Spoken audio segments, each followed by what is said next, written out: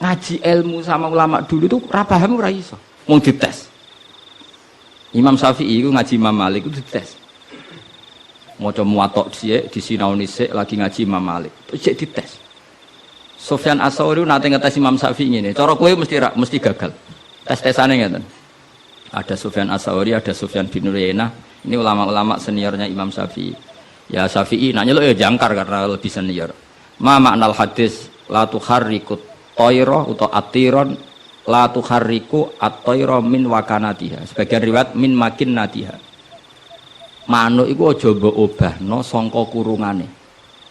Ya, manuk itu jangan gerakkan. Jadi sangkar burung itu jangan kamu gerakkan saat ada burungnya. Tapi posisi pintu terbuka. Karena Imam Syafi'i itu orang alim. Dites, oh maknanya begini. Orang Arab itu kalau mau pergi itu tayamun maupun tasaum. Jadi kalau burung di obano kurungannya kok terbang ke kanan, maka perginya mubarok baik. Tapi kalau digerakkan burungnya terbang ke kiri, maka pergi ini buruk. Nabi melarang itu. Nabi melarang umat Islam punya penyakit tatoyur. Tatoyur itu apa? Menggantungkan nasib dengan toirun burung. Makanya di surat Yasin apa? Innama toirukum ma'akum. Jadi apa? Paham lagi ya? Jadi orang Arab itu apa? Corong Jawa itu apa? Adu nasib, mengundi nasib. Kalau orang Arab pakainya apa? Burung. Nah, orang Jawa kan cecek. Misalnya cecek jeblok. Wah, alamat elek ra sida lunga. Padahal sing mesti kan ceceke hati-hati, sing mesti ganti. Tapi wong Jawa nafsire kan cecek jeblok, itu berarti celaka ya. Sing celaka ceceke ta wong sing ngape lunga. Tapi cara Jawa ora ya.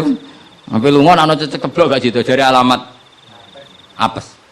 Padahal cecek tiba sing mesti kan siji gak hati-hati. Nomor loro iso wae dene latihan jumping. Ane latihan uji apa? Uji nyali. Nah itu Imam Syafi'i itu paham betul.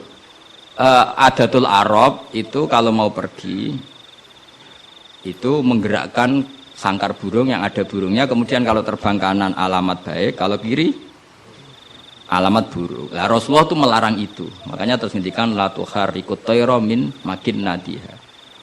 Akhirnya terus kata Sufyan bin Uyainah, ya Abu Abdillah qad analaka antuftiya, kamu sekarang berhak fatwa karena sudah alim. Cara sing ditakoki kowe, aja geman ya manuk mbok obah-obahno. Kurang pegawaian tas putih. Karena uteke wis ora sambung. Ya cung aja geman manuk ning kurungan mbok obah-obahno. Mesti jawab sampean, kurang pegawaian tapi kok manuk apa? Tapi Imam Syafi'i tahu betul maknanya adalah apa? Rasulullah tidak ingin orang menggantungkan nasib dengan pergerakan burung. Dan itu adatnya orang Arab dulu-dulu. Makanya no inna tatoyarna. Jadi tatoyur itu maknanya apa? Menggantungkan nasib dengan melihat arah terbangnya apa? Burung. Mulane diarani toir. Toir itu dari kata toirun, apa? Burung yang terbang. Kontrol terus nanya.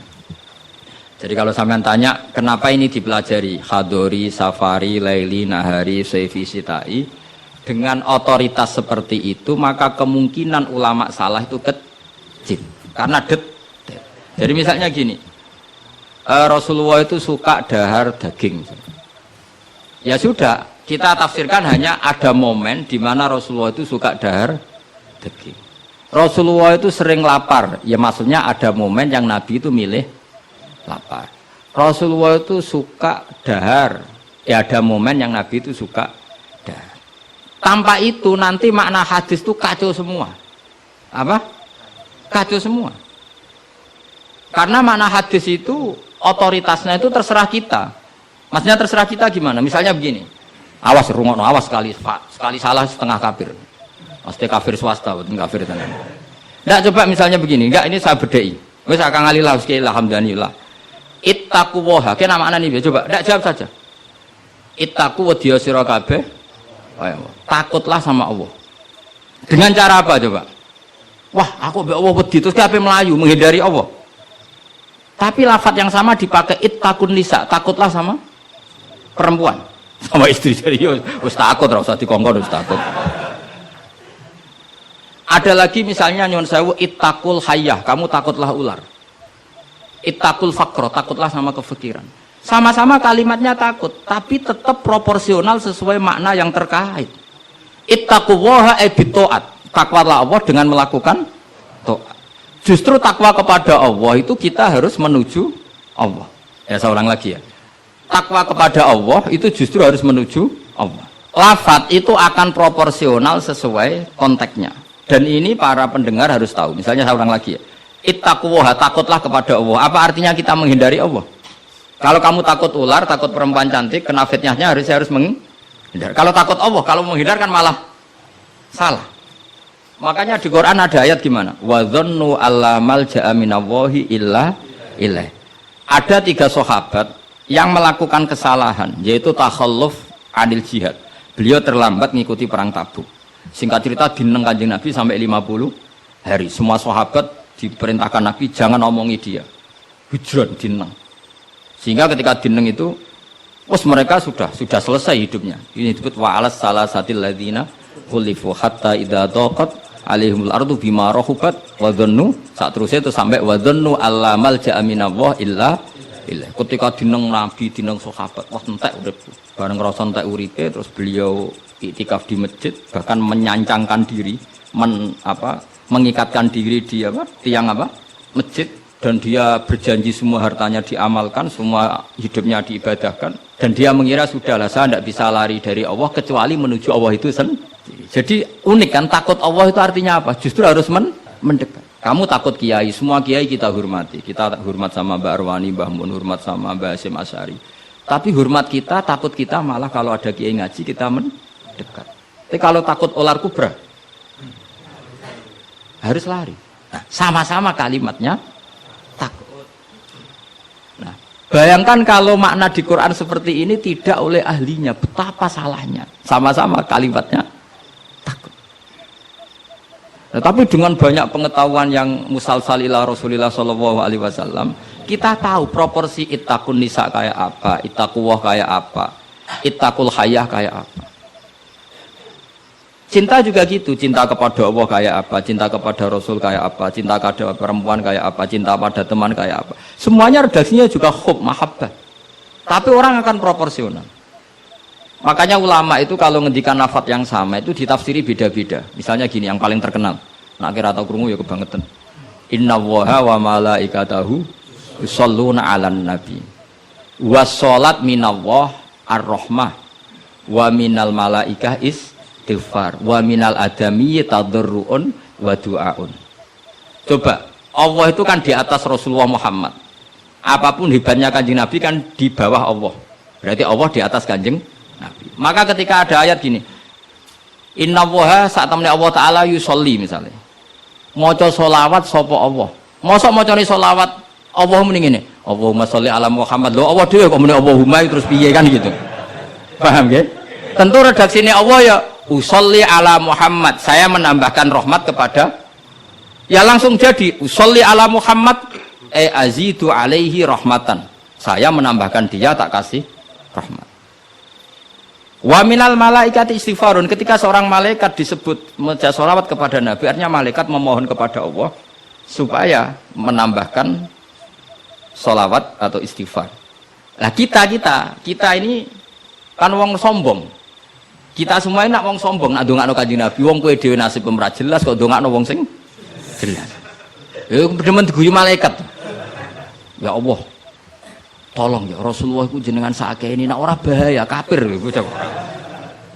Maka ketika kita baca sholawat kepada Nabi itu bentuk tadarruk kita, bentuk DPDP kita. Ya Allah, jasanya Nabi yang begitu banyak, saya tidak mungkin membalasnya. Sehingga urusan balas membalas budinya saya pasrahkan jenengan. Sehingga sholawat dari kita itu pengganti doa jazallahu anna Muhammadan bima huwa ahlu. Balaslah ya Allah Rasulullah Muhammad dengan status yang beliau miliki. Karena kita ini utang jasa tapi tidak berkutik mau balas pakai apa. Sehingga sama-sama sholat. Minallah maknanya pemberian, dari malaikat maknanya istighfar, dari kita maknanya tadarruk. Semuanya katanya sholat. Jadi makna itu pasti ada proporsinya. Ada apa? Proporsi. Dan itu ulama tahu. Sehingga kemungkinan salah itu kecil karena dari awal dianalisis tadi ada ayat hadoriyah, safariyah, lailiyah, nahariyah. Sehingga detail. Nah, barokahnya ngaji ini kamu kemungkinan mufassir ulama dulu salah itu kecil sekali karena tadi terhitung. Bahkan per kalimat itu terhitung. Sampai ada guyonan ulama, kalau kamu ingin tes doktor tafsir, itu ada satu kata, sak kalimat, ora sak kalam, sak kalimat yang diturunkan Quran. Itu ketika ada ayat wa qulu washrabu hatta yatabayyana lakumul khaytul abyadu minal khaytil aswad. Dhisik waqaf. Minal aswad itu waqaf. Sehingga sahabat itu kalau bulan Ramadan, kalau malam-malam dulu kan tidak ada listrik. Itu di pintunya Kang Ali, di pintunya itu dikasih benang hitam sama benang merah. Jadi agar jimak bojone didelok. Orang ketok ijek oleh berarti kan gitu. Kok orang ketok ijek oleh. Mangan ya gitu, mangan tengan mangan nginceng neh. Oh, orang ketok berarti. Karena ukuran menjadi enggak boleh makan minum itu apa? Sehingga benang hitam terbedakan dari benang putih dalam pandangan mata. Ya begitu terus. Ketika Rasulullah dilapuri itu, dilapuri wong salah paham mau udah masang apa? Benang. Menurut santri sing nakal benangnya cilik, benang ketok-ketok. Nah benangnya gede kan gampang ketok. Akhirnya Jibril teko, orang ngono maksudnya umatmu salah paham. Iki aja ana sak kata suruh tak turun nominal fajr. Jadi minal fajr itu satu-satunya contoh ning Quran sing turun mau sak kalimat tok. Jadi Jibril kok langit medun ning bumi, iku mau nggawa minal fajr. Ya sakake ya kok langit tok bumi mau nggawa apa? Minal fajr. Iku Jibril mau turun apa? Minal fajr. Satu-satunya contoh Quran turun mau sak kata, sak kalimat. Ora kok apa? Sak kalam rak musnad sampai musnad ilah. Saya teruskan malih ya. Jadi kemungkinan para ulama salah itu kecil karena tadi sanadnya musalsal ila Rasulillah Shallallahu Alaihi Wasallam. Sampai ketika ayat itu dibaca Nabi saat di rumah Sayyidah Aisyah, temanya adalah pembebasan Aisyah dari tuduhan apa? Zina. Terus peristiwanya sama siapa, tuduhannya siapa, yang menuduh siapa, itu detail sekali. Yang menuduh adalah orang-orang munafik. Terus Sayyidah Aisyah tersiksa karena omongannya si A, si B. Ini detail sekali. Nah, barokahnya detail itu kemungkinan salah itu kecil. Andai kan itu tidak detail, maka orang akan menafsirkan ayat dengan maknal am, dengan lafadz am. Dan itu bahaya. Misalnya lafadz am gini, innal insana lafi khusrin, semua manusia pasti getun. Mosok Rasulullah masuk lafadz innal insana, masa para nabi, para wali masuk innal. Tapi kalau kamu tahu bahasa Arab kan, alil ahdi, al itu untuk makna takrif. Orang tertentu yang kelakuannya tertentu itu lafi khusri. Sehingga proporsional. Apa proporsional? Makanya ketika ada ayat misalnya gini, wa anni faddaltukum alal alamin. Bani Israel didawi pangeran, saya memuliakan kamu di atas seluruh penduduk dunia. Semua mufassir mengatakan, karena umatnya Rasulullah adalah umat terbaik, kuntum khaira ummatin. Tapi kenapa Bani Israel dikhitopi wa anni faddaltukum? Oh begini, ala alami zamanihim apa? Ala alami zamanihim. Bani Israel adalah penduduk terbaik di eranya atau di masanya. Kenapa begitu? Karena ada al. Apa? Ada? Seperti begini ya. Mbak Arwani itu yang terbaik di eranya. Tentu beliau kan nggak akan merasa lebih baik ketimbang Mbah Munawir karena gurunya. Mbah Mun terbaik di eranya tentu dibanding kita-kita. Kalau dibanding Mbah Zubair sama Said Abdul Al-Haddad terbaik. Tapi kan nggak mungkin beliau kerso dibandingkan sama Faqih Muqaddam, sama Habib Ahmad bin Isa Al-Muhajir. Semua ini orang-orang terbaik tentu kita tafsiri di eranya. Karena mesti beliau-beliau punya senior. Paham? Jelas ya? Sama lah. Ketika wa anni faddaltukum alal alamin, Bani Israel dikhitopi gitu, alami zamanihim, bahwa Bani Israel lebih utama hanya dibanding apa? Orang di eranya. Tidak mungkin mengalahkan umat Rasulullah Shallallahu Alaihi Wasallam karena umatnya Nabi kena status kuntum khaira ummati. Ya jelas ya.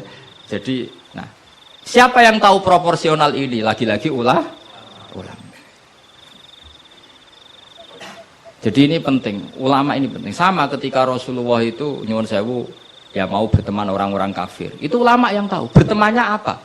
Karena Rasulullah tidak punya hadzun nafsi, bertemannya adalah tatmi'an lil Islam, supaya menyenangkan mereka masuk Islam. Tolaban li imanihim wa toma'an li imanihim.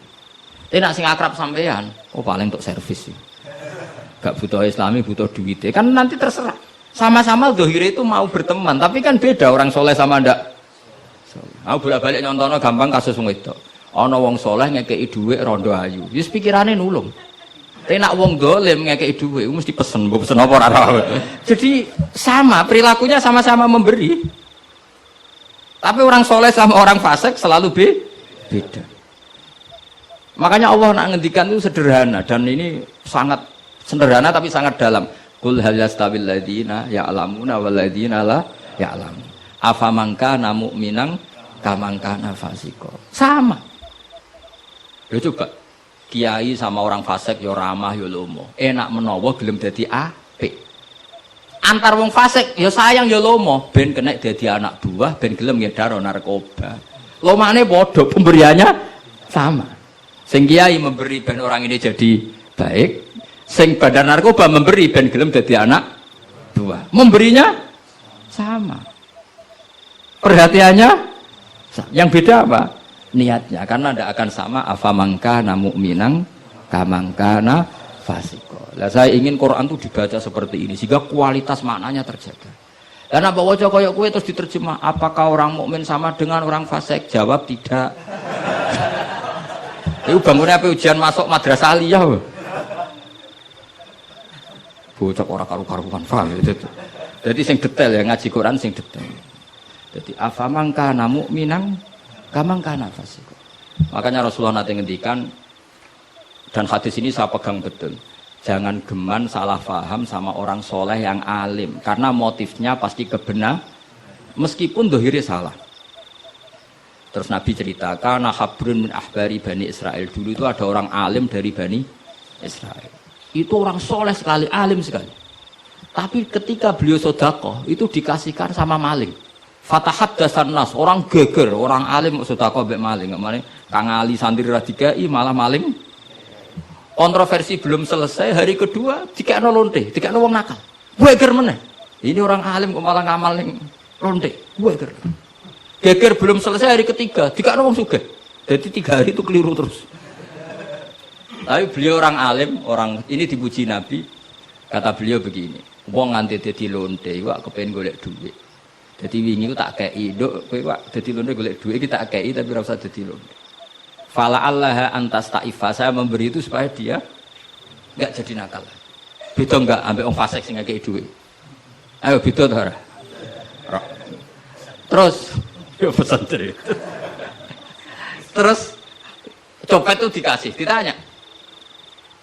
Kenapa kamu ngasih copet? Lah ya copet nganti nyopet golek duit. Cung ora usah nyopet ya dina iki tak kei. Biasane sedina untuk piro cung misale? Ya 500.000 wis kei 500.000 ora usah nyopet. Artinya apa? Sama-sama bentuknya itu ngasih, tapi motivasinya B. Sing paling sinis terakhir, wong sugih dikai. Wong sugih ya bingung, "Mbah ya iku lho sugih mbok kei dhuwit." Lah nganti kowe medhit, iku ora saking senenge dhuwit tak tambahi. Akhirnya isen sugih. Makanya masyhur itu. Jadi artinya gini loh, wong alim ora iso dipadakno wong.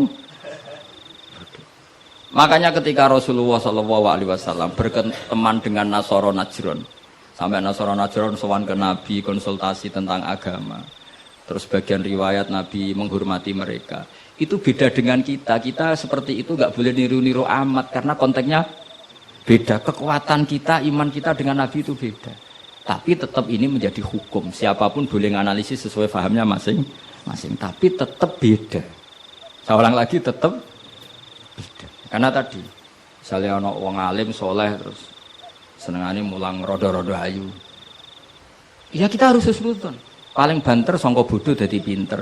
Songko nakal jadi solihah. Songko kedonyan jadi eling akhirat. Ya motif utamanya seperti itu. Senajan kok akhirnya kecoba hamdari itu sono sing diwayo. Ya tetap halal kan diwayo. Tapi kan motivasi utamanya itu bahwa para janda ini harus lebih baik.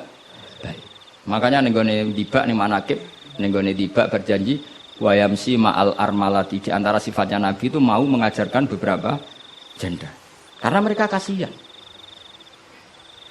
Tapi nak simulang sampeyan, simulang Hamdani sing khusnudzon ku sapa? Khusnudzon kebodohan. Karena terus eling dene sing ayu iki, sing elek iki. Dadi ora penting iku paham ta ora, sing penting dene apal apa? Itu kan ngeri betul. Maka ini penting saya utarakan. Jadi Allah nak ngendikan itu sebenarnya sederhana, tapi maknanya jauh. Afamangkana mu'minang kamangkana fasika. Saya itu merasakan, saya kemarin 7 hari di Korea. Itu 2006 banyak santri Korea ngaji saya yang pas perainan. Kenapa saya yang diundang? Sebenarnya saya itu nggak diundang. Mereka minta saya ngaji. Beberapa kali sudah ngaji di Indonesia, terus mereka minta sekali-kali Gus ngaji di Korea. Aku ya bilang gini. Tapi waktunya terserah aku. Ngatur kiai dosa.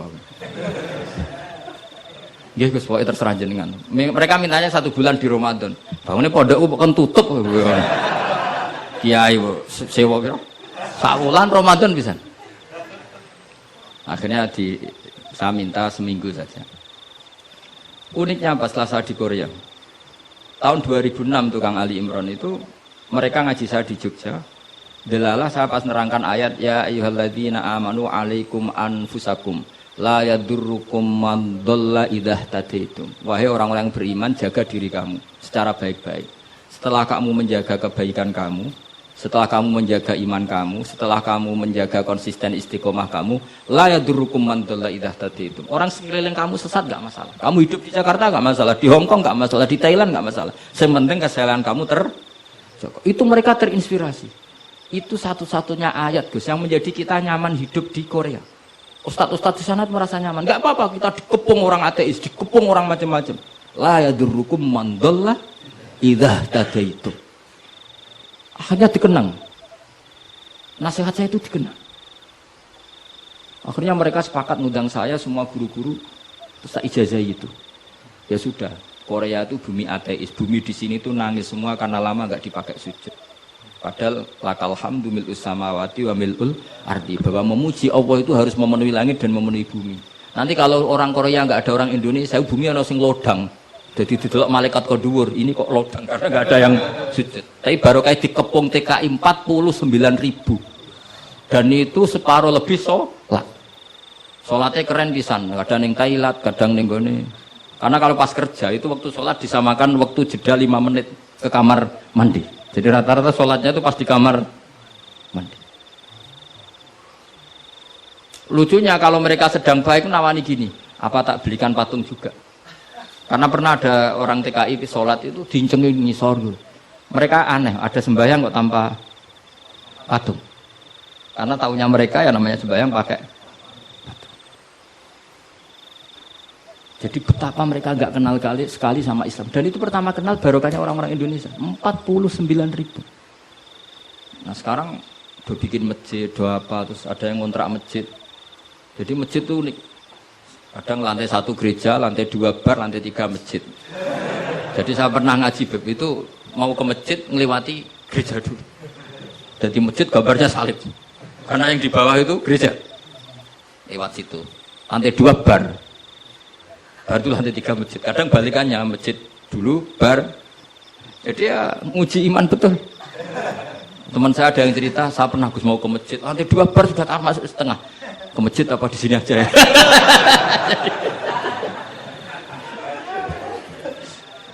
Tapi ya tadi, makanya kita semua syukur betul umatnya Rasulullah Shallallahu Alaihi Wasallam itu dikawal Quran ila yaumil kiamat. Jadi yang dikawal Quran bukan orang Kudus saja, bukan orang yang daerahnya mayoritas Muslim saja, termasuk orang yang di Korea, di Uni Soviet juga dijaga Quran. La yadurrukum man dhalla idza tadaitum.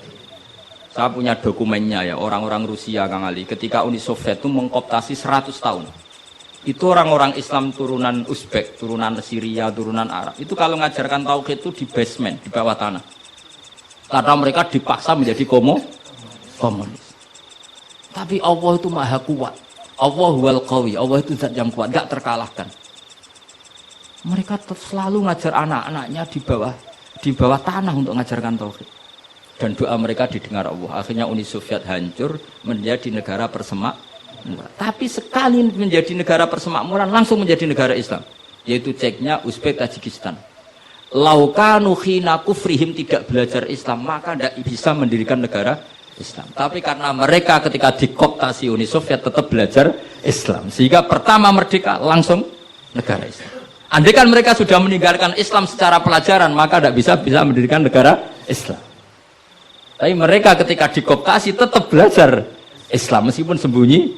Sebenarnya itu jenenge la yadurrukum man dhalla idza tadaitum. Jadi orang sekeliling kamu sesat gak masalah, asal komitmen kamu sendiri tercerahkan atau mendapat hidayah. Dan saya itu ingin ya Quran seperti ini tuh mancep neng umat Rasulullah Shallallahu Alaihi Wasallam. Jadi eling-eling ya ayyuhalladzina amanu alaikum anfusakum la yadurrukum man dhalla idza tadaitum. Jadi kamu tidak usah takut sama. Kayak apa Jakarta? Jakarta kata orang banyak kota maksiat gini-gini. Itu tidak benar. Banyak orang-orang alim. Siapa yang nggak ngerti Habib Mundir di era modern? Sampai Majelis Rasulullah besarnya juga di Jakarta. Siapa yang nggak ngerti keluarga Kuitang? Orang-orang alim yang non Habaib juga banyak. Dulu ada Mbak Syafi'i, sekarang ada Pak Sukron Makmun, Pak Nur Iskandar. Banyak teman-temannya bapak yang alim di Jakarta. Santri saya yang Jakarta ya banyak. Muhibin saya Jakarta ya banyak. Karena ketika orang itu baik, itu la yadurrukum man dhalla idza tadaitum. Uni Soviet kayak apa dikjayanya? Ketika mereka hancur, malah mereka akhirnya yang hancur dan berdiri negara-negara persemakmuran dengan asas napa? Islam. Jadi gue ora usah khawatir, wah ini negara Indonesia rusak, tauhid kudu dihancurno. Wah apa-apaan gak tau ngaji, yakin gak tau ngaji. Agama ini akan dijaga Allah ila yaumil qiyamah. Jelas dawuh Nabi la tazalu ta'ifatun min ummati zahirina 'alal haq la yadurruhum man khalafahum. Sebagian riwayat la yadurruhum man nawa'ahum. Agama ini kata Nabi selalu umatku ini ada pembela-pembela kebenaran ila yaumil qiyamah kata Nabi. La yadurruhum man khalafahum, dan umatku yang membela kebenaran ini tidak akan terkalahkan oleh orang yang menentang mereka. Dulu ketika kita kecil, pengajian kudu lapor Polres, mubalake di data, iya bener ya. Saniki pengajian rasa diundang polsek dorau. Bedanya kan jauh sekali. Dulu kan kayak kesulitan, sekarang kayak apa? Padahal kualitas ibadah kita mungkin hebat, tidak mungkin mesti hebatnya wong dhisik-dhisik. Tapi agama ini dijaga Allah. Nah cara kiai-kiai sing tasawuf dhisik digawa Imam Ghazali, Syekh Abdul Qadir Jilani. Iku agama mlaku. Berhubung agama diurusi pangeran, saiki digawa mudin ya mlaku. Mergo sing ngurusi pangeran. Cara sing ngurusi manusa agama iki wis tutup. Mergo sing gawa trimo mudin. Tapi berhubung dijaga pangeran, sing gawa rodok-rodok pidol wis tetep mlaku. Jadi Hamdani wis tetep mlaku. Ya memang Allah Ta'ala sudah janji la tazalu ta'ifat. Ini dawuh Kanjeng Nabi. Dawuh Kanjeng Nabi tentu semakna dengan wahyu. Karena apa? Wa ma yantiqu 'anil hawa in huwa illa wahyu yuha. Jadi dawuh Nabi la tazalu ta'ifatun min ummati zahirina 'alal haq la yadurruhum man khalafahum. Jadi umatku akan selalu ada yang membela kebenaran dan tidak akan terkalahkan oleh yang menentang. Tapi syaratnya tadi loh ya, syaratnya seperti di Quran tadi, idza tadaitum. Kalau di Kudus bar bisa rame, tapi nyatanya pengajiannya Ki Saroni ya bisa rame. Artinya kebenaran itu nggak pernah kalah. Coba saya sekarang hitung saja. Konser dangdut sama sholatnya Habib Syekh, pendatangnya banyak mana coba? Tetap menang Habib Syekh. Sekarang orang yang di bar sama ngaji Jumat pagi banyak mana? Banyak banget. Artinya kebenaran itu selalu menang. Lah repotnya kadang sih kebenaran itu hitung-hitungan. Tak rewangi ini untuk opo, itu mulai masalah. Kalau yang bawa saja sudah ada ikhlas itu mulai. Asal yang bawa ikhlas, insya Allah tetap menang. Gitu. Dong tuh paham ya, orang usah tersinggung ya, biasa wae ora usah. Jadi artinya Allah menunjukkan kebenaran kan sesuatu yang nggak menarik itu sebetulnya. Kok menarik piye dong, kiai ini wis lanang, jenggoten, briwoken, lah anak dulu artis kan karuan, sing disawang ngayu. Lagi misalnya Khadruwan sing Hamdani Ali delok kok ngaji gini sing guri delok Hamdani untuk apa ya? Tapi yang menarik kowe. Ya coba Vatikan, saya punya teman itu pernah main di Vatikan. Itu kan menarik, ada gondola, orang Eropa itu cantik-cantik, katokan cekak. Wajar lah kalau menarik. Tapi masih kalah dengan Ka'bah. Ka'bah wis kotak, pinggire wong bewok cobaan. Tapi wong mukjizat. Iku wong ya wedan tenan mara Ka'bah. Edan seneng banget, ora edan basa Jawa, basa Arab. Cara wong Jawa nak darani seneng banget itu basa apa? Coba. Justru itu ketok mukjizate Ka'bah. Lah ya kalau orang ke Vatikan kan menarik, wajar kan akeh wong ayu, terus sungainya indah. Mara Ka'bah saja. Terus kotak ireng pisan. Terus ngono wong Arab-Arab. Wotok-kotok kadang dituwakoki. Wah, tapi wong Ka'bah iku keramat. Daya tariknya ya luar. Lho umpama nuruti teori sosial, Ka'bah itu menarik ndak? Coba sampeyan jawab. Justru iku keramate. Kiai yo ngono, wis watuk nak mulang ra enak. Wadang mulang saking sepuhe sidang itu. Tapi sing ngaji yo wah ge. Ana cah nom wis jaga penampilan, jaga image, berhubung niate rapati ikhlas. Lah wong yo ora seneng. Jaga wong itu. Dadi pancen agama iku mesti iso jaga agama mau ikhlas tok. Mun ngadil kula. Karena wa ma umiru illa liya'budu wa mukhlishina lahuddin. Jadi agama ini hanya bisa dijaga oleh apa? Ikhlas. Kamu biasa heroik, biasa ngasih kiai kamu, ngasih hadiah kamu, biasa ngasih ibu kamu uang. Ternyata ibu kamu setelah kamu kasih uang, dikasihkan adik kamu atau kakak kamu yang nggak pernah kerja, terus kamu marah-marah, ini tidak adil. Saya yang memberi nggak dikasih, ini yang nggak kerja dikasih terus. Loh, kamu biasa jadi pahlawan kok turun kelas menjadi apa? Pasien. Kamu milih jadi pahlawan apa pasien? Pahlawan. Jadi sebetulnya faham-faham ekstremis ini dari kegoblokan berpikir nubuwah sehingga tidak punya rasa ibadah. Lah ini yang menjadi orang-orang ekstrim. Jadi korban pertama ekstremitas itu bukan sahabat tapi Rasulullah Shallallahu Alaihi Wasallam, yaitu Nabi dibilangin oleh mereka, "I'dil ya Muhammad, kamu kalau bagi harus adil." Pikiran mereka kalau adil sama rata sama. Jadi kalau pakai pikiran itu, saya minum di sini itu haram. Mau ndak ikut bikin kok minum. Enak tamu, teko-teko mangan, sing masak kangelan urung mangan. Itu jadi edan bareng. Itu sama seperti kasusnya Bahram Al-Majusi itu. Dia itu seorang raja kaya, punya anak cantik. Dipikir-pikir, anakku ayu dirabek nang liya rugi, sing gedhekno aku sing rumah aku dirabi wong liya. Maka dia berpikir mau dinikahi sendiri.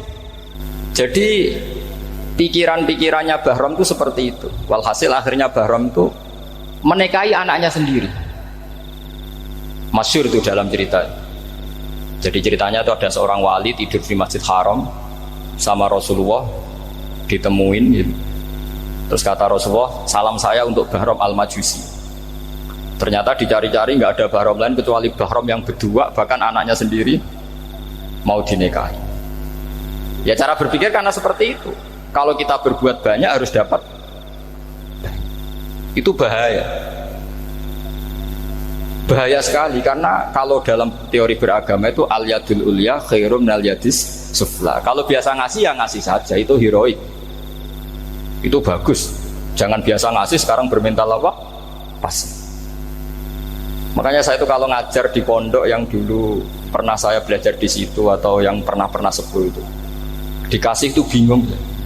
Karena saya ya masih waras itu. Jadi kalau dikasih itu bingung. Tapi banyak juga guru-guru yang dulu ngaji lama setelah ngajar di pondok alma maternya nuntut. Itu saya tidak tahu gitu. Itu sudah ada agak-agak kayak itu tadi. Walhasil si Bahram tadi itu, ini cerita harus saya teruskan karena nggak boleh diputus. Dapat salam dari Rasulullah. Ternyata di balik nakalnya dia itu pas mau bulan pertama, malam pertama itu ada seorang janda sepuh ke situ. Ganggu dia tentu ya. Ketika dikejar pulang lagi sampai 3 kali.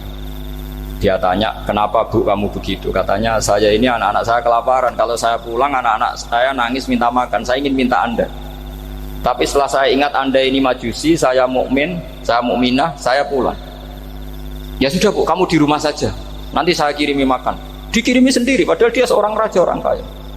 Barokahnya itu dia dikasih tobat sama Allah. Dan paginya ketemu tamu yang mengirimkan salam dari Rasulullah SAW. Akhirnya Bahram ini menjadi muslim. Tapi intinya berpikir seperti tadi itu salah, bahwa kalau saya berjasa banyak harus mendapat apa? Ini cara berpikir orang-orang Khawarij. Begitu juga era Sayyidina Umar. era Sayyidina Utsman, Ali, itu juga ngalami orang-orang yang ekstrim. Misalnya begini, saya contohkan korban-korban ekstrim yang real. Sayyidina Ali itu masyhur, dia punya musuh besar namanya Muawiyah. Karena permusuhan ini tidak bisa dihindari. Jadi kalau dalam fikih Islam ini, anak-anak saya ajari fikih, kalau orang mukmin membunuh orang mukmin itu hukumnya dosa besar apa kecil? Besar. Itu di bab kisos. Tapi orang fikih itu unik. Di fikih itu ada kitabus siyal namanya. Di takrib ada kitabus siyal. Dan di situ ada penjelasan mangkutila dunamali fahuwa syahid. Orang yang dibunuh karena membela hartanya atau keluarganya, itu dia mati syahid. Kalau dia posisi membunuh, maka malingnya atau penjahatnya muhaddarun damu, nggak punya hak nuntut kisos karena dianggap nggak ada artinya darahnya. Nah sekarang begini, suatu saat ada garong ke rumah Anda, ingin membunuh Anda karena ingin mengambil harta Anda. Anda ingin ingat status mukminnya atau status garongnya? Terus kamu mau dibunuh diam aja? Saya tidak mau membunuh orang apa? Mukmin atau membunuh orang muslim. Nah, kesulitan yang dialami Sayyidina Ali seperti itu. Orang-orang Khawarij cara berpikir, Ali ku geblek, wong mukmin kok pengen mateni wong mukmin. Muawiyah yo geblek pisan, wong mukmin kok pengen mateni orang mukmin. Padahal suasana sudah kacau. Ketika seorang penjahat mau membunuh yang punya rumah dan yang punya rumah ingin membunuh penjahat, itu namanya mukmin bentrok sama orang mukmin. Apa orang benar sahibul hak ingin mempertahankan haknya? Tidak sampai saya tanya. Itu sahibul hak, yaitu yang punya rumah ingin mempertahankan haknya. Meskipun dalam duel ini kadang terjadi pembunuhan. Nah di sini ini ulama ahli sunnah menyebut masalah ijtihadiyah. Kelompoknya Sayyidina Ali mempertahankan nyawanya meskipun dengan cara membunuh pasukan Muawiyah. Pasukan Muawiyah juga mempertahankan nyawanya meskipun harus membunuh pasukan Ali. Zaman itu susahnya ijtihad seperti itu. Tapi orang Khawarij cara berpikir enggak, ini biang keladi masalah itu Ali sama Muawiyah. Akhirnya mereka malah rapat, ya sudah dua-duanya bunuh saja. Ya masyhur itu, akhirnya Sayyidina Ali dibunuh oleh orang Khawarij. Makanya ini penting ya, pentingnya ngaji seperti ini. Jadi kamu harus dilatih berpikir nubuwah. Ya dilatih berpikir apa? Nubuwah, disebut al-ulama warasatul. Meskipun dengan cara yang ekstrim, tapi pikirannya saja, jangan perilakunya. Saya punya contoh sekian kasus, sekian tragedi. Misalnya begini, saya itu dulu punya teman, dia soleh, bisa baca Fathul Mu'in. Dia itu janggal, bilang sama saya, Gus, tidak biasanya Rasulullah itu agak-agak nyindir orang fakir. Ini kok ada hadis kadal fakru ayakuna kufur, bahwa kefakiran itu mendekati apa? Kekufuran. Dia itu aneh sekali. Biasanya tidak biasanya Rasulullah kritik seperti itu. Walhasil ini singkat cerita, anak ini ngalami satu trauma. Dia itu miskin. Gara-gara miskin gitu jadi buruhnya orang non muslim. Dan sering disuruh nganter majikannya itu ke tempat-tempat lokalisasi. Dia mulai mikir, ini gara-gara fakir saya harus nganter orang ke lokalisasi. Mulai ingat dia, Sodaqah Rasulullah, ini gara-gara fakir saya jadi pengantar orang ke lokalisasi. Suatu saat majikannya itu benar-benar bangkrut, malah tidak disuruh nganter, pokoknya carikan yang cantik bawa sini. Pusing, waduh. Nah, dia akhirnya walhasil lari terus keluar, terus dia cerita betapa ekstrimnya fakir, sehingga gara-gara fakir saya harus jadi penolong orang yang mau apa maksiat. Anda boleh berpikir ekstrim, tapi ekstrim dalam melawan kemungkaran, yaitu tadi, saya nggak boleh jadi fakir, tapi takutnya fakir yang nanti jadi alat kemaksiatan. Imam Ghazali juga punya contoh seperti itu. Imam Ghazali pernah marah besar ketika tren di Baghdad itu orang belajar fikih semua. Hatta la yakuna thamma tabibun illa min ahli dhimmah, kata beliau. Sampai di Baghdad itu tidak ada dokter kecuali orang kafir dhimmah. Akhirnya kalau ada ulama sakit, saya masih ingat pas kecil, kalau ada ulama sakit itu tidak boleh dibawa ke rumah sakit. Takutnya ketemu dokter muslim, non muslim malah disuntik langsung apa? Mati. Akhirnya ulama saat itu berfatwa, orang Islam harus ada yang jadi dokter. Banyaklah gus-gus yang sekolah kedokteran. Yang masyhur ya seperti Sahal itu, Sahal bin Abdul Fattah. Itu dulu putranya Ki Fatah yang menolong Mbah Mahfud saat sembunyi. Saking idolakannya Basal, anaknya dinamakan Sahal, tapi dia jadi dokter spesialis bedah. Begitu seterusnya urusan negara. Dulu itu orang jabat itu tidak boleh, karena jabat itu dekat dengan syubhat, dekat dengan haram. Tapi gara-gara pejabatnya non-muslim, kalau bikin aturan ya ala non-muslim. Ulama akhirnya sadar, andikan kita yang jabat pasti tidak seperti itu. Bisa bikin perda ini, bisa bikin pelaturan begini yang menguntungkan Islam. Nah, jadilah banyak pejabat yang sekarang muslim. Tempat-tempat maksiat diobrak-abrik sama Satpol PP macam-macam. Kita untung. Tapi kalau orang-orang khawarij pikirannya pokoknya pejabat itu dekat dengan haram, dekat dengan syubhat. Padahal dengan kita jabat bisa bikin perda atau apa yang menguntungkan Islam. Kemudian menjadi masalah baru secara fikih. Ini adik-adik dengerin biar kulino senam fikih. Kalau caleg soleh, misalnya Mas Nadif nyalek, ini tadi tak guyoni, mau jadi bupati ndak, kalau ya mau usah dukung. Jadi misalnya gini ya, Zaid sama Bakar, misalnya Bakar itu orang soleh, mau jadi calon lurah. Dia tahu kalau dia lurahnya kampung lebih baik. Kalau yang jadi ini Zaid, itu kampung itu rusak karena dia suka dugem, suka macam-macam. Kemudian Zaid ini pasti jadi karena beli suara. Misalnya per kepala itu dibeli 50.000. Bakar ini kalau nggak beli suara kalah. Padahal dengan kalahnya Bakar artinya kemenangan, kemungkaran. Itu zaman era Fathul Mu'in, muridnya Ibnu Hajar Al-Hitami. Ibnu Hajar muridnya Abu Zakaria Al-Ansori itu fatwa. Yang soleh ini wajib beli suara, bukan boleh, wajib beli suara. Nah, tapi ini namanya tidak nyuap, perlu dicatat, ini namanya tidak nyuap. Jadi tidak bisa kamu kaitkan misalnya ar-rosi wal murtasi finnar. Yang nyuap maupun yang menerima suap adalah sama-sama di neraka. Tidak bisa seperti itu, karena logikanya dibalik. Sekarang Bakar ini beli suara itu untuk membeli kebenaran, untuk mengawal kebenaran. Zaid beli suara untuk menopang kebatilan. Berarti namanya Bakar ini penyuap atau pembeli kebenaran? Pembeli kebenaran. Ya, harus dibedakan. Nah, ini pentingnya ulama. Memang nyatanya seperti itu. Yang dikatakan nyuap, riswah itu adalah membayar uang li'ibtolil haqqi, untuk membatalkan kebenaran atau membenarkan kebatilan, itu namanya nyuap. Tapi kalau mengeluarkan uang untuk menghakkan barang hak dan membatalkan barang batil, itu namanya uang perjuangan. Nah, ini pentingnya mikir. Jadi ulama itu mulai dulu sudah berani. Nah, sekarang sudah banyak orang-orang khusyuk yang biasa di masjid itu khusyuk. Kalau ditanya zaman akhir rusak kabeh, wong soleh-soleh wis nyuap. Kalau orang soleh ini tidak nyuap ya tidak jadi. Kalau nggak jadi mereka nggak ada yang jadi DPR, nggak ada partai Islam, habis malah Indonesia. Saya itu punya kenalan banyak pakar-pakar di Jakarta, itu cerita saya, Pak Baha. Indonesia itu solusinya gampang. Kita ini punya Bali, punya Batam. Itu kalau Bali dimakaukan, Batam dikayakan Hollywood. Amerika kaya itu bukan karena hebat, pornografi dijual, tinju di Nevada itu dijual, di Las Vegas dijual, apa saja dijual. Kok tidak kaya itu gimana? Sementara Indonesia mau aur-auran gitu sungkan partai Islam.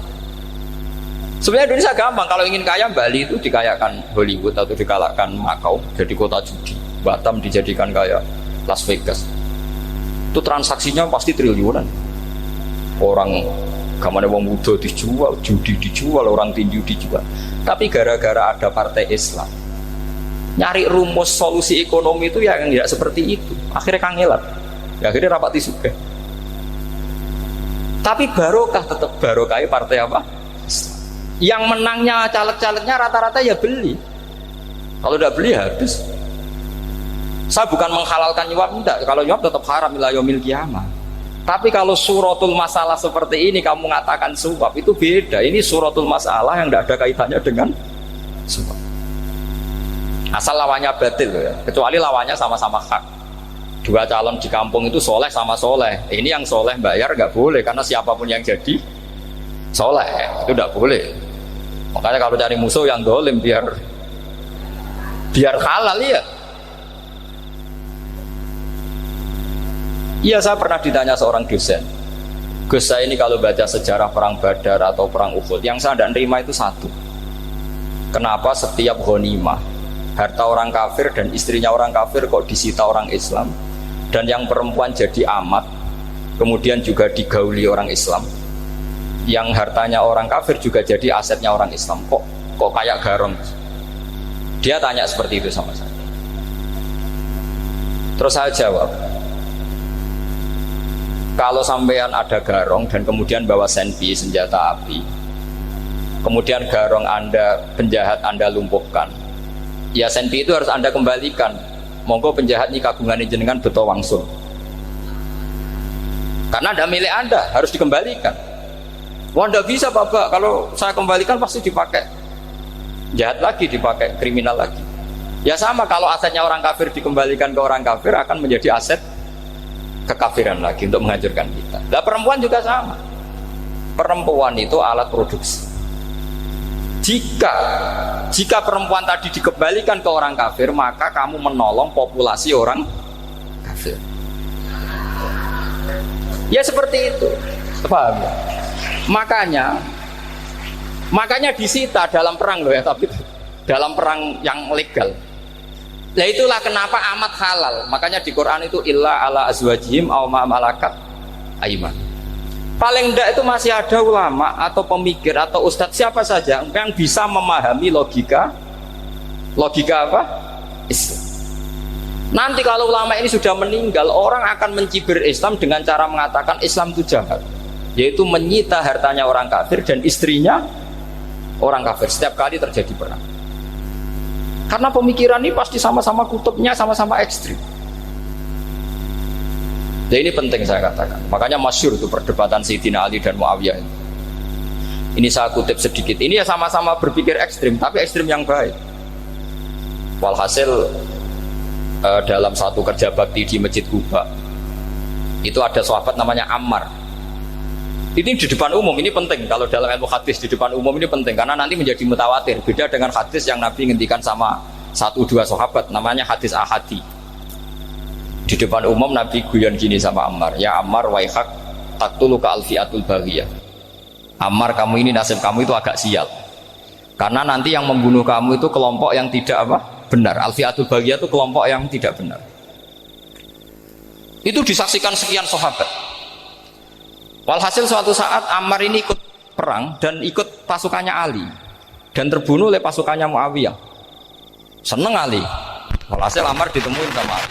Ya Muawiyah, al-ana dhuhara bi anna fi'ati haqqun wa fi'ataka baghiyah. Sekarang kelihatan siapa yang benar. Saya yang benar, kamu yang salah. Kenapa? Karena Ammar kelompokku dan terbunuh oleh kelompok kamu. Padahal kata Rasulullah yang membunuh Ammar adalah kelompok yang salah. Tapi Muawiyah pintar sekali, dia jawabnya gini, laula kama kutila Ammar. Ammar terbunuh karena bela-belain kamu. Kalau kamu tidak nyuruh dia perang juga nggak terbunuh kan? Jadi kamu ikut andil, terbunuhnya siapa? Ammar. Tapi apa kata Sayyidina Ali? Idzan qatala Rasulullah Hamzah. Kalau teori itu Anda pakai, Rasulullah pun membunuh Hamzah. Sekarang Hamzah perang karena suruhan siapa? Rasulullah. Yang membunuh Hamzah siapa? Wahsy. Kalau teori itu Anda pakai, berarti Rasulullah pun membunuh Hamzah. Terus fasa kata Muawiyah, Muawiyah diam. Jadi fikih pun tuh diputuskan lewat pikiran ekstrim. Tapi bukan ekstrim yang merugikan orang lain. Ya, kalau merugikan orang lain namanya sudah la dororo wala dirar, dia menyalahi aturan itu. Makanya saya pernah ngaji di sini dulu ketika tahun kemarin. Fikih-fikih Islam itu punya rumus, itu ya gara-gara pikiran ekstrim sebetulnya. Saya pernah nyontohkan adalah orang tuh kalau sholat jenazah itu mayitnya di depan. Itu ulama fikih tidak ada yang punya alasan. Mau hanya bilang gini, hakadha wajadna salafan wa khulafan. Mulai dulu kalau nyolati mayit ya jenazahnya di depan. Ya hanya gitu saja, tidak punya alasan. Makanya ulama lain mengatakan tidak apa-apa jenazah di belakang, yang sholat di depan. Kenapa? Fa innaha laysat bimanzilatil imam. Memangnya jenazah imam kok harus di depan?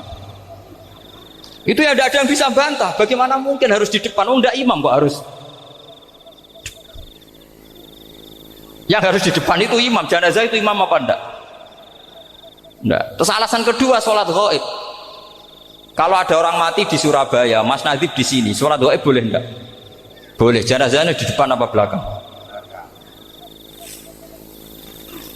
Di belakang kan? Berarti harus enggak jenazah di depan? Ya dia mau ngakeh yang jelas kalau itu. Lah ini contoh-contoh kecil.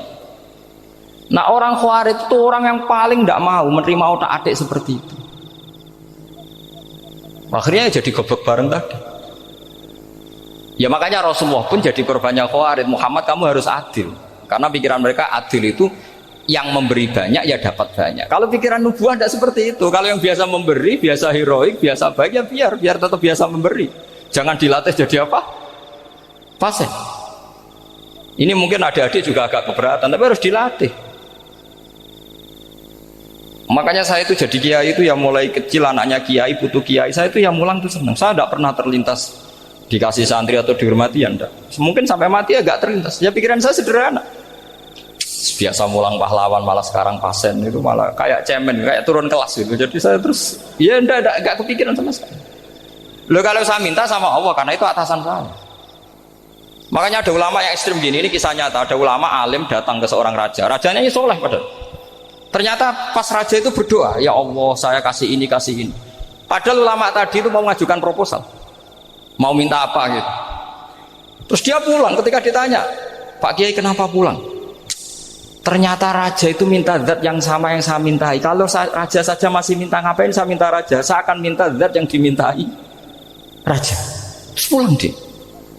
Wah itu ya pikiran ekstrim, tapi bagus ekstrimnya. Saya akan minta zat yang dimintai raja.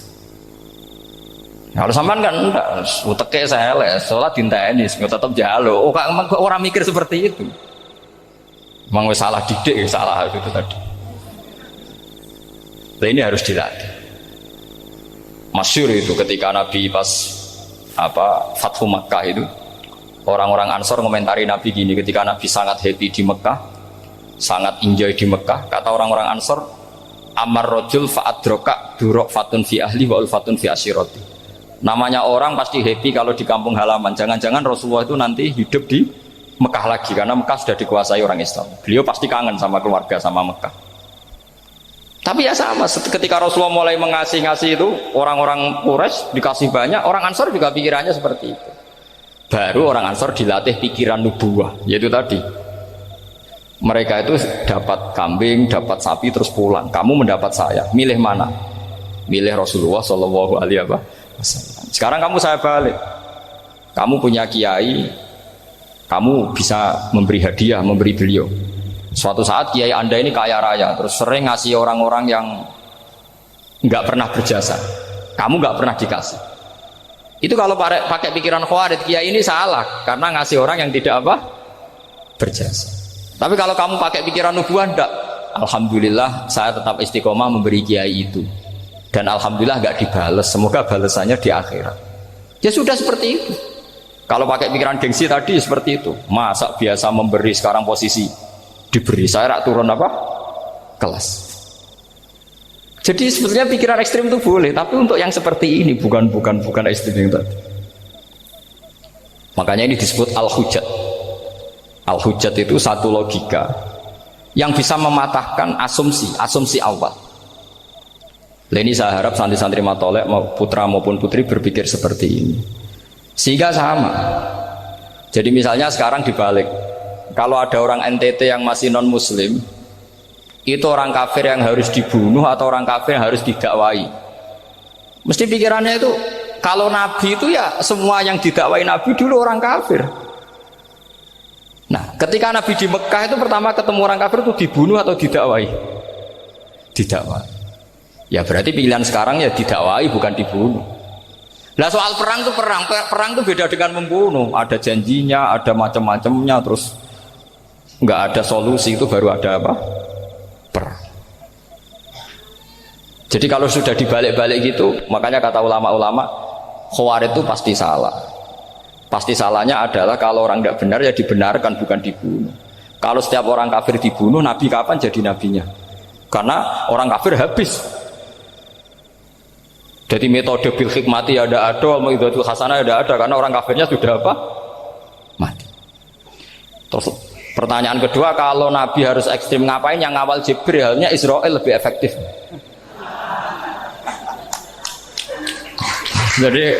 Jadi kalau sama-sama ingin ekstrim, Nabi itu nggak usah dikawal Jibril, kan tidak efektif kan?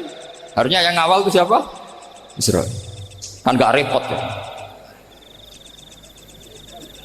Nah, jadi saya mohon ini saya cerita. Jadi korban pikiran ekstrim itu bukan siapa-siapa. Pertama itu Rasulullah. Akhirnya Rasulullah menjelaskan, ya beginilah cara berpikir nubuwah. Jadi saya kira demikian. Nanti mungkin kalau ada tanya-tanya, ada pertanyaan. Yang jelas kalau seputar ekstremitas itu bisa latihan. Ya, sebenarnya bisa latihan di fikih. Karena fikih ini cerminan dari pikiran ulama. Ya, cerminan dari pikiran apa? Ulama yang tidak tekstual. Ya, seperti gini ya. Tasaddaqa Rasulullah so'an min tamrin au so'an min aqidin. Ketika zakat fitrah itu Rasulullah mengeluarkan satu sok tamar. Tamar itu kurma.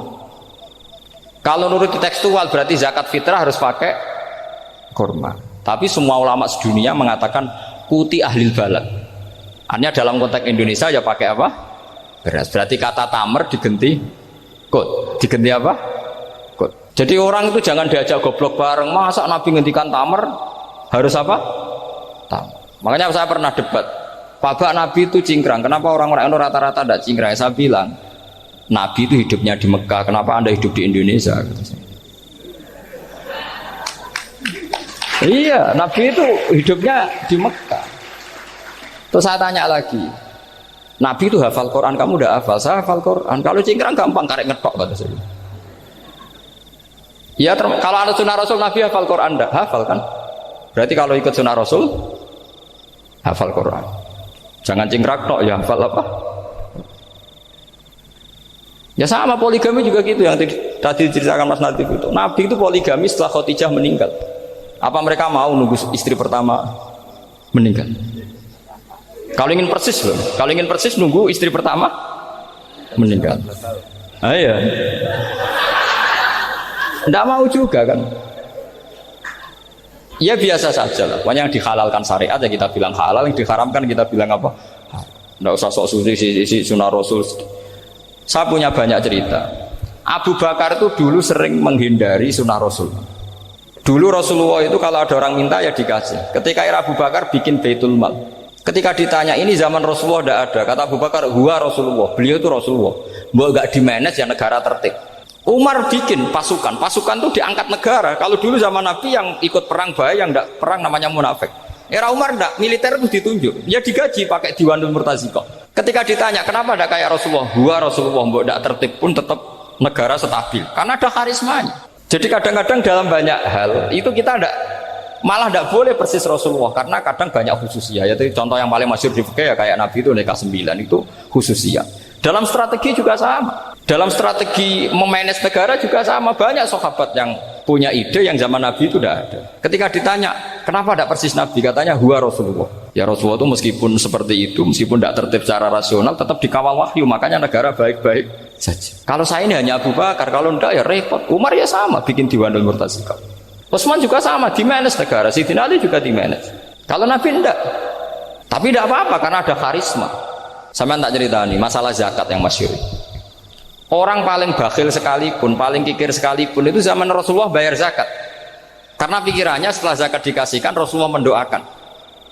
Khudh min amwalihim shadaqatan tutahhiruhum wa tuzakkihim biha wa sholli alaihim. Inna sholataka sakanul lahum. Era Abu Bakar enggak. Sorry ya Abu Bakrin, dulu kita zakat sama Rasulullah karena didoakan beliau. Kamu hanya Abu Bakar, saya tidak mau zakat. Ya sama lah seperti orang dipimpin ulama-ulama karismatik, orang dipimpin Badola itu tidak usah metai, santri sudah nurut. Dipimpin Usman Nazif, gak bikin pelaturan, habis pondok. Kalau tidak ngancam, gak gini, ditakzir, gak gini, habis. Zaman Badola dehem tok santri wedi, Mas Nazif dehem nggak harus. Nah, makanya Rasulullah itu tidak banyak bikin pelaturan. Rasulullah itu kalau mau perang itu hanya bilang sahabat, saya besok ditantang Abu Sufyan di sini. Saya mau perang. Oh itu sahabat ikut semua. Orang melihat wajahnya, melihat karismanya sudah tertarik ingin menyelamatkan beliau.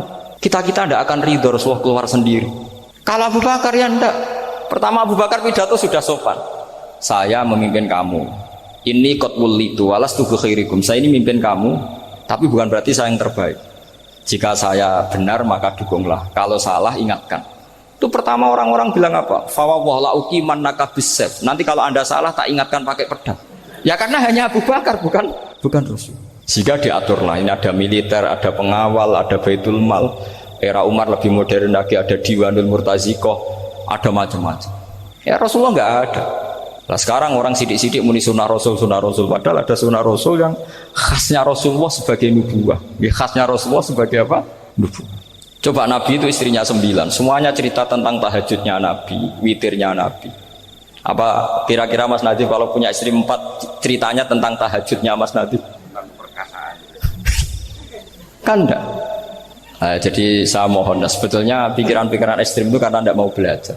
Enggak mau belajar. Kalau mau belajar itu kata Imam Ghazali itu dalam kitab Imla, Al-Imla fi Iskalatil Ikhya itu. Fal ma'ani awsa'u minal ibarat. Yang namanya ma'ani itu awsa'u apa? Minal ibarat. Jadi yang fal ma'ani awsa'u minal ibarat. Jadi yang namanya makna itu lebih luas minal apa? Ibarat. Nah, ini contoh yang paling nyata ya Sayyidina Ali. Ketika Sayyidina Ali perang sama Muawiyah, itu Sayyidina Ali bilang sebaiknya Muawiyah kirim delegasi mediator.